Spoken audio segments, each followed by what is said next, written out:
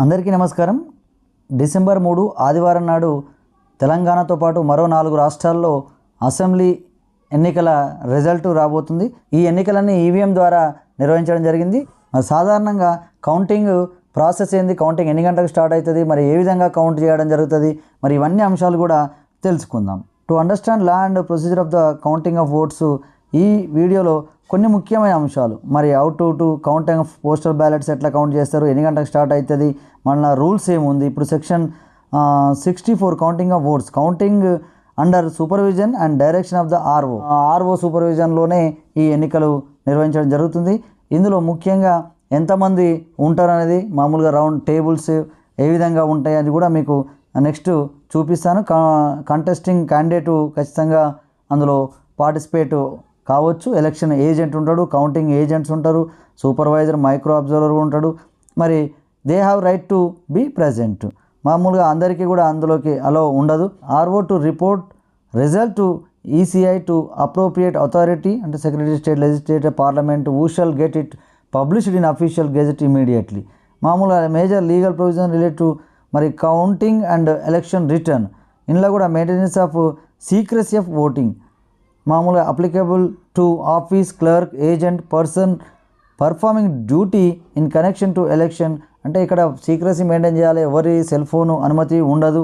మరి అక్కడ RO or ARO should take an oath to maintain secrecy of voting, read it out aloud before the commencement of counting of votes. Violation punishable with 3 months imprisonment of fine or with both. మరి ఇక్కడ punishable అంటే 3 months imprisonment, jail కూడా ఉంటుంది. మరి ఇక్కడ officers etcetera at elections not to act for candidates or to influence voting. Applicable to DO, RO, AROs, polling staff imprisonment up to 6 months. ఓ విధంగా మరి ఫైను మరి బోత్ కూడా ఉండొచ్చు. అంటే ఎక్కడైనా సీక్రసీ మెయింటైన్ చేయకుండా అక్కడ ఏదైనా ప్రభావం చూపిస్తే. కండక్ట్ ఆఫ్ ఎలక్షన్ రూల్స్ 1961 ఇవన్నీ కూడా కొన్ని రూల్స్ అనేవి ఉంటాయి, మేజర్ లీగల్ ప్రొవిజన్స్. మరి ఇక్కడ time and place for counting to be fixed by RO at least 1 week before date of counting.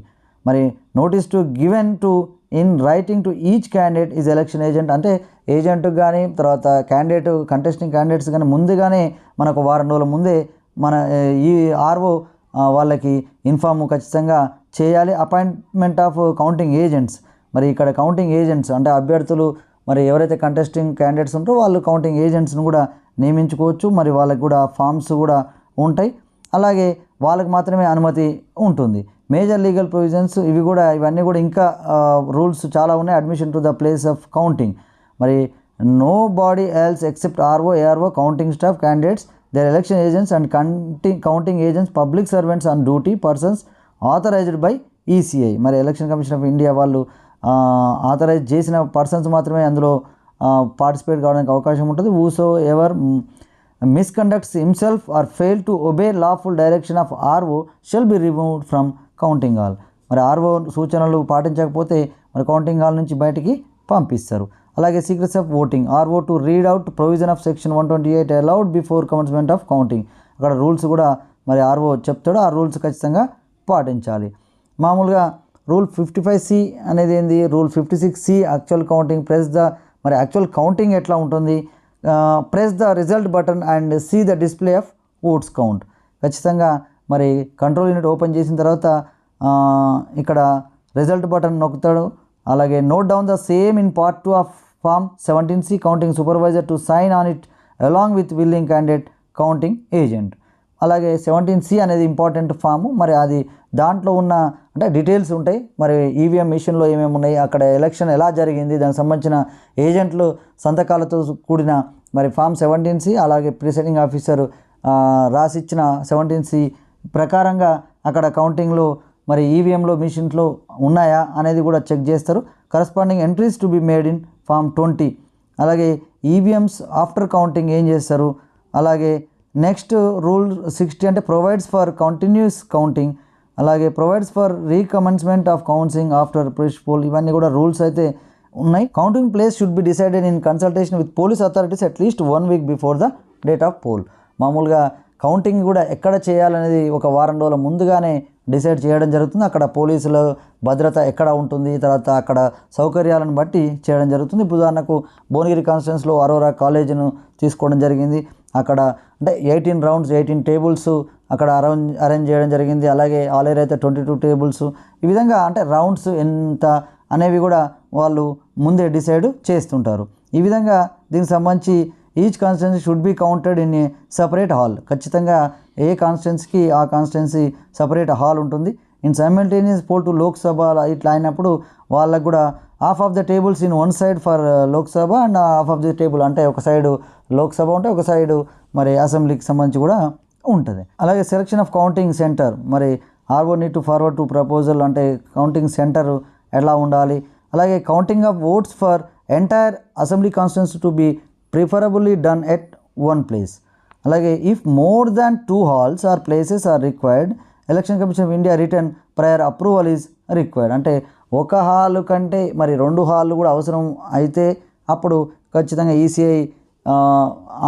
ECI సూచనల ప్రకారంగా నడుచుకోవాల్సి ఉంటుంది. In case 2 halls are approved allot in advance the PS to be counted in each hall intimate candidates accordingly. అక్కడ ముందుగానే information ఆ contesting క్యాండిడేట్స్కి ఇవ్వాల్సి ఉంటుంది. మరి ఇక్కడ 2 హాల్స్ ఉన్నాయని చెప్పేసి ఈ విధంగా దీనికి సంబంధించిన each counting centre to have distinct number and each hall to be distinct numbered. Infrastructure and security arrangements at counting centre. మరి ఏమేమి సెక్యూరిటీ ఉంటుంది, మరి ఎక్కడ ఏమేమి ఇన్ఫ్రాస్ట్రక్చర్ అవసరం అనేది should be spacious enough to accommodate infrastructure and officials and agents. ఖచ్చితంగా మంచిగా స్పేషియస్గా అంటే స్థలం పెద్దగా ఉండాలి. అక్కడ సౌకర్యాలు కూడా అందరూ కూడా కూర్చునేటట్టు అక్కడ క్యాండిడేట్ ఉంటాడు, మరి కౌంటింగ్ స్టాఫ్ ఉంటుంది, సూపర్వైజరు, మైక్రో అబ్జర్వరు, ఆర్ఓ, ఈ విధంగా అందరికీ మరి అందుబాటులో మరి అక్కడ ఈ కౌంటింగ్కు అనుకూలంగా ఉండాలి. Should have adequate lighting with proper stand by arrangements. Lighting ఉండాలి, జనరేటర్ అవసరమైతే కరెంటు పోతే మళ్ళీ జనరేటర్ ఉండాలి. అడెక్వేట్ ఫైర్ ఎస్టింగ్విష్ ఎక్విప్మెంట్, మరి ఫైర్ యాక్సిడెంట్ కానీ ఏది అన్న జరిగితే అక్కడ దానికి సంబంధించి పూర్తిగా అలాంటి సంఘటన జరగకుండా ఉండేటట్టుగా అలాంటి సేఫ్టీ కూడా ఉండాలి. Should be a permanent structure if unavoidable temporary take ECI approval. ఈ విధంగా కొన్ని అయితే ఖచ్చితంగా ఉండాలి. అరేంజ్మెంట్స్ ఎలా ఉంటాయి counting centre. Number of tables in counting hall depends upon number of polling station to be counted, space available, number of counting agents, number of counting staff including micro observer, security concern. ఇవన్నిటిని దృష్టిలో పెట్టుకొని మరి ఎలా ఉంటుందంటే EVMs layout of counting hall ఎలా ఉంటుంది. Counting హాల్లో మీకు ఫస్ట్ ఇక్కడ ఫస్ట్ టేబుల్ టు ఇక్కడ ఒక 14 టేబుల్స్ అరేంజ్ చేయడం జరిగింది. ఇక్కడ ఎవరెవరు ఉంటారు, మరి కౌంటింగ్ ఏజెంట్స్ ఆఫ్ క్యాండిడేట్స్ ఇక్కడ కూర్చుంటారు. మరి సిఎస్ అంటే కౌంటింగ్ సూపర్వైజర్ ఉంటాడు, ఒక మైక్రో అబ్జర్వర్ ఉంటాడు, కౌంటింగ్ మరి అసిస్టెంట్స్ కూడా ఇక్కడ 2 కానీ 1 కానీ కౌంటింగ్ అసిస్టెంట్స్ కూడా ఉంటారు అక్కడ వీలుని బట్టి.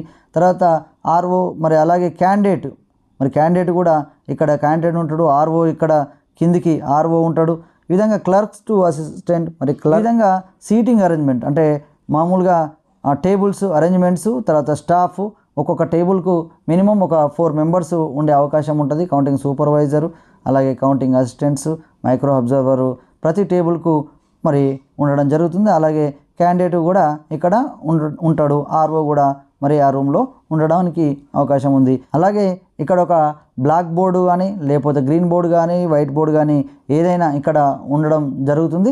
ఇక్కడ డీటెయిల్స్ కూడా అన్నీ కూడా అందులో రాయడం జరుగుతుంది. ఏ రౌండ్లో ఎవరికి ఎన్ని రావడం జరిగింది అనేది అక్కడ డిస్ప్లే చేయడం జరుగుతుంది. ఎవరికి కూడా ఫోను అలో మాత్రం ఉండదు. ఈ విధంగా ఇది అసెంబ్లీ మరి ఎమ్మెల్యే ఎంపీ అయితే జరిగితే ఇటు సగం అటు సగం టేబుల్స్ మరి ఏర్పాటు చేసి నిర్వహించడం జరుగుతుంటుంది.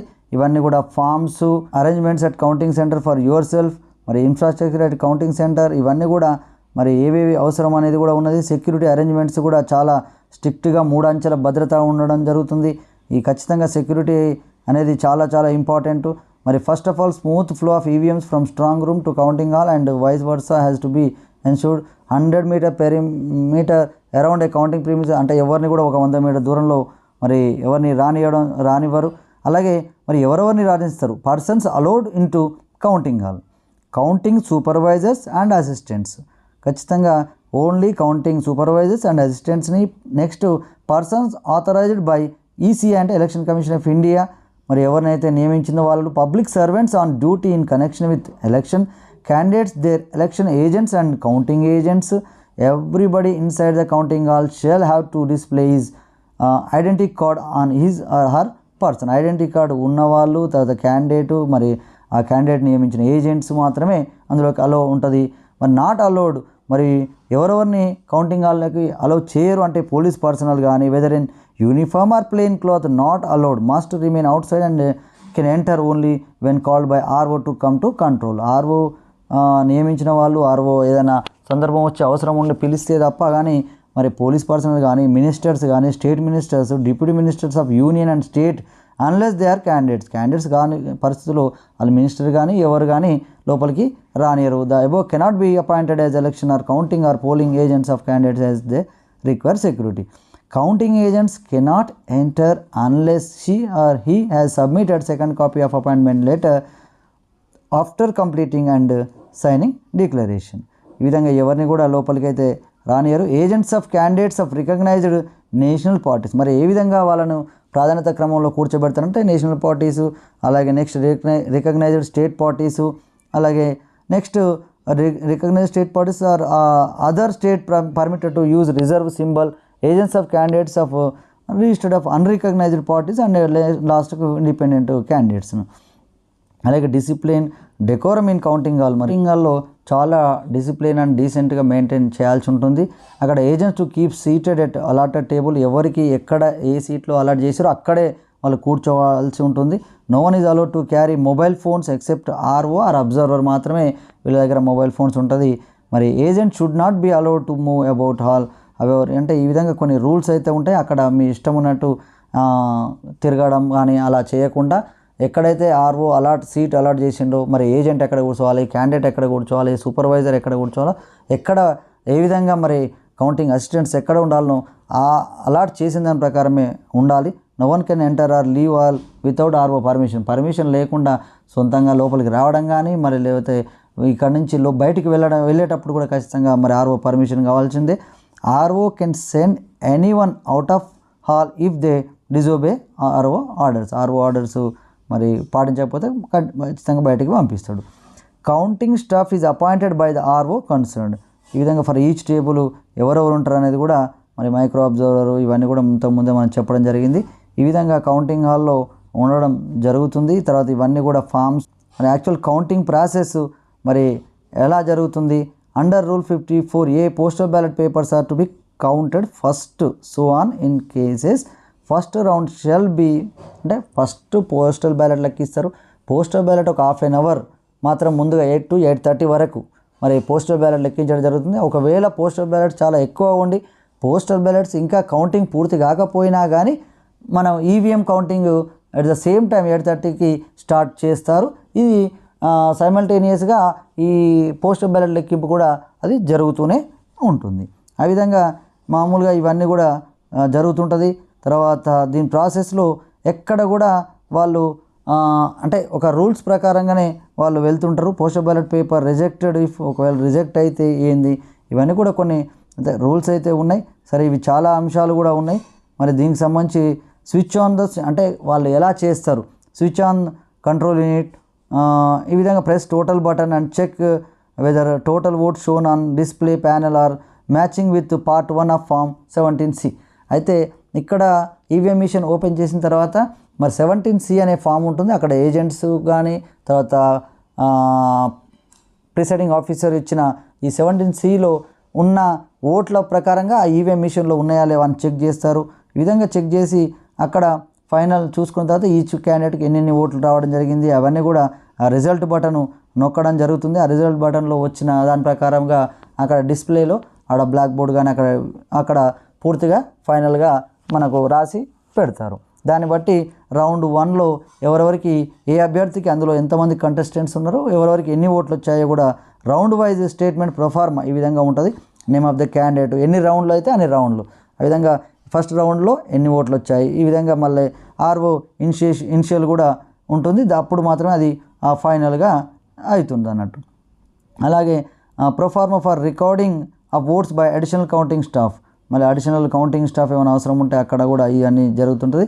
ఈ విధంగా చాలా రూల్స్ అయితే ఉన్నాయి. ఇవన్నీ కూడా ఇవి అంటే election commission of India rules ప్రకారమే నడుచుకొని మరి కౌంటింగ్ ప్రక్రియ అయితే కొనసాగుతుంటుంది. ఇవి చాలా రూల్స్ కూడా ఉన్నాయి. మరి వీడియోగ్రఫీ కానీ మరి ఎక్కడ కౌంటింగ్ ఎలా జరుగుతుంది అని, తర్వాత సీసీ కెమెరాస్ కూడా ఉంటాయి. కాబట్టి ఎక్కడ కూడా అవకతవకలకు పాల్పడకుండా క్లియర్గా యాజ్ పర్ రూల్స్ మరి అక్కడ కౌంటింగ్ అనేది జరుగుతుంటుంది. మరి ఎక్కడ ఆ కౌంటింగ్ తర్వాత after counting of 1 round is over the EVMs have to be resealing to follow procedure. ఇక్కడ రీసీలింగ్ కూడా చేయడం జరుగుతుంది. ఆఫ్టర్ కంప్లీషన్ ఆఫ్ మరి counting remove battery and reseal candidate section, close outer cover of result section and reseal it. ఇట్లా ఎక్కడ keep CU in carrying case ఇలా ఇది ఒక ప్రాసెస్లో ఉంది. ఈ ప్రాసెస్ ప్రకారంగా దాన్ని పెట్టడం జరుగుతుంది. Packets of registers form 17A including voter slips. ఇక్కడ కూడా అంటే మొత్తం మీద ఈ rules packet of unsealed postal ballot paper with control attached thereafter packets of counter file of used postal ballots. ఇవన్నీ కూడా ఈ ప్రాసెస్లో తర్వాత ఎక్కడెక్కడ రూల్స్ అతిక్రమించకుండానే ఈ కౌంటింగ్ అయితే జరుగుతుంటుంది. ఇది చాలా రూల్స్ అయితే ఉన్నాయి. After all packets are sealed, secret seal should be put in separate packet, affix seal of candidates agents if they wish. ఇవన్నీ కూడా చాలా రూల్స్ అయితే ఉన్నాయి. మరి ఇవన్నీ కూడా మనం తెలుసుకోవాల్సిన అవసరం అయితే ఉంది. మరి అబ్జర్వర్స్ మరి నో అబ్జెక్షన్ సర్టిఫికేట్ ఇవ్వడం, ఫామ్ 21C అని, నెక్స్ట్ ఈ 21C ఎలా ఉంటుంది అనేది ఇవన్నీ కూడా, next form 21E return of election, ఇవన్నీ కూడా డీటెయిల్స్ చాలా అయితే ఉన్నాయి. మనకు ఇక్కడ సర్టిఫికేట్ ఆఫ్ ఎలక్షన్ మరి ఇక్కడ నేను ఖచ్చితంగా అంటే అక్నాలజ్మెంట్ ఫ్రమ్ రిటర్న్ క్యాండిడేట్. మరి క్యాండిడేట్కు ఇక్కడ ఈ ఫామ్ 22 సర్టిఫికేట్ ఆఫ్ ఎలక్షన్లో ఇందులో అతను ఎన్నికైనట్టు ఏ క్యాండిడేట్ అయితే చివరిగా ఫైనల్గా మరి ఎక్కువ ఓట్లు మరి వచ్చిన వ్యక్తి మరి విజేత అయినట్టుగా ఇక్కడ ఇవ్వడం జరుగుతుంది సర్టిఫికేటు. అలాగే మరి ఎక్నాలజ్మెంట్ అతను ముట్టినట్టు కూడా మరి ఎక్నాలజ్మెంట్ కూడా మరి ఆ రోజు తీసుకుంటాడు. ఈ విధంగా డిక్లరేషన్ ఆఫ్ రిజల్ట్ మరి ఏ విధంగా డిక్లేర్ చేస్తాడో ఆ డిక్లరేషను ప్రొసీజర్ కూడా ఉంటుంది. ఇవన్నీ కూడా థింక్ అండ్ రిప్లై, ఇవన్నీ కూడా చాలా రూల్స్ అయితే ఉన్నాయి. ఇది కౌంటింగ్ సంబంధించిన ముఖ్యమైన సమాచారం. ఓకే, మరో వీడియోలో మరిన్ని అంశాలు తెలుసుకుందాం. ఈ వీడియో కనుక మీకు నచ్చినట్లయితే లైక్, షేర్ మరియు కామెంట్ చేయండి. మరిన్ని వీడియోస్ కోసం మా ఛానల్ని సబ్స్క్రైబ్ చేసుకోండి.